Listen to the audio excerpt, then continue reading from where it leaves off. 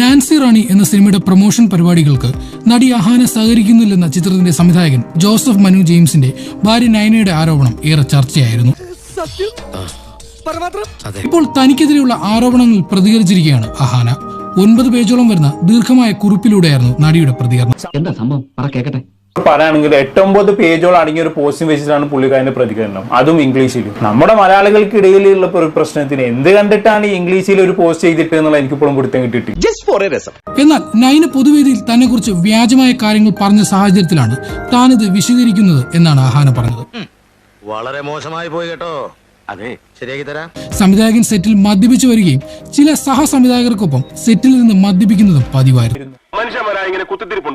2020 ഒക്ടോബറിൽ സിനിമയുടെ first look poster release ചെയ്യാൻ 2 മുൻനിര താരങ്ങളോട് താൻ വ്യക്തിപരമായി അഭ്യർത്ഥിച്ചു. ഈ പോസ്റ്റർ പുറത്തിറങ്ങിയപ്പോൾ താൻ അതിനെ നല്ല രീതിയിൽ പ്രൊമോട്ട് ചെയ്യുകയുണ്ടായി. അതിനുശേഷം പിന്നീട് തന്നെ വിളിച്ചില്ലെന്നും തന്റെ ഭാഗം ഡബ് ചെയ്യാൻ മറ്റൊരു ഡബ്ബിംഗ് ആർട്ടിസ്റ്റിനെ ഉപയോഗിച്ചെന്നും അഹാന ആരോപിച്ചു.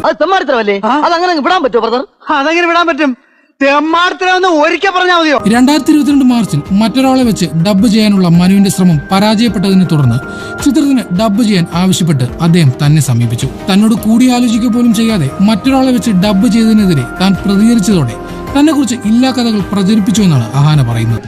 ഇതൊക്കെ ചികിത്സിച്ചാൽ ശരിയാവുന്ന കാര്യങ്ങളേ ഉള്ളൂ.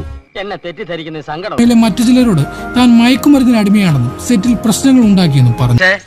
ആവശ്യമില്ലാത്ത കാര്യങ്ങൾ വായന ചുടരുത്. ഒരിക്കൽ നയന തന്റെ അമ്മയെ ഫോണിൽ വിളിച്ച് താൻ ഒട്ടും പ്രൊഫഷണൽ അല്ല എന്ന് പറഞ്ഞു. ഇതിന് തിരിച്ചു മറുപടി പറഞ്ഞ തന്റെ അമ്മയോട് എന്റെ ഭർത്താവ് മദ്യം മാത്രമേ ഉപയോഗിക്കുന്നുള്ളൂ, നിങ്ങളുടെ മകൾ മയക്കുമരുന്നിന് അടിമയാണ് എന്നാണ് നയന പറഞ്ഞത്. മാപ്പ് പറയാനായിരിക്കും, മാപ്പെന്നും പറഞ്ഞിട്ട് ഒരു കാര്യമില്ല മോനെ. സിനിമയുടെ പ്രൊമോഷൻ പരിപാടിയിൽ സഹകരിക്കാമെന്ന കരാറിൽ താൻ ഒപ്പിട്ടിട്ടില്ലെന്നും ഈ പ്രശ്നങ്ങൾ ഉണ്ടാകാത്ത പക്ഷം താൻ സഹകരിക്കുമായിരുന്നു എന്നും അഹാന പറഞ്ഞു. ഒരു കാര്യം ഞാൻ പറഞ്ഞേക്കാം, ഇതിവിടെ അവസാനിച്ചു. ഇനി ഇതും പറഞ്ഞ് നിങ്ങൾ എന്റെ പിന്നാലെ നടക്കരുത്.